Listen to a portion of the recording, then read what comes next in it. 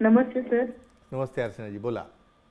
Sir, टोमॅटोमुळे sex पॉवरवर आणि बंधनसाठी काही फायदा होतो का? म्हणजे त्याबद्दल सांगा. अच्छा अच्छा, म्हणजे टोमॅटोच्या वापरामुळं बऱ्याचदा शुक्राणू म्हणा किंवा वंध्यत्व आणि सेक्स या दोन्हीवर परिणाम होतो का? बरोबर आहे.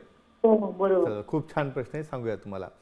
बऱ्याचदा असं टॉक जर ऐकलं तर मला वाटतं मेडिकलचा रोल हा शेवटी येतो. हो, बघा, टोमॅटो हा रुटीन भाजी आहे, एक त्यावर एक अगदी, अभ्यास झालेला आहे. अगदी. सांगूया आपण. नक्कीच. आपण नेहमी टोमॅटोची चटणी खातो, भाजी खातो, पण कुणी विचार करत नाही हो त्यामध्ये काय असू शकतं. हो, झाली भाजी, खाल्लं जेवण, तसं नाही. टोमॅटोमध्ये सर्वात महत्त्वाचे घटक असे असतात ज्यामुळे की टेस्टोस्टेरॉनच्या मात्रा ह्या वाढलेल्या असतात. लायकोपेन नावाचा जो घटक आहे त्यामुळे बऱ्याचदा जो DNA असतो सेलचा, त्या DNAची हेल्थ चांगली होते. शुक्राणूंची हेल्थ, शुक्राणूंची मोटिलिटी, शुक्राणूंची क्वालिटी आणि शुक्राणूंची संख्या यावर देखील मोठा परिणाम होतो. आणखी एक अभ्यास झाला आहे फ्रान्समध्ये.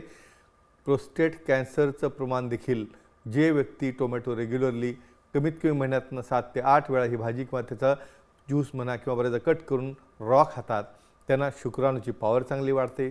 त्याचबरोबर टेस्टोस्टेरॉनच्या मात्रा चांगल्या होतात, शुक्राणूचा DNA स्ट्रॉंग होतो.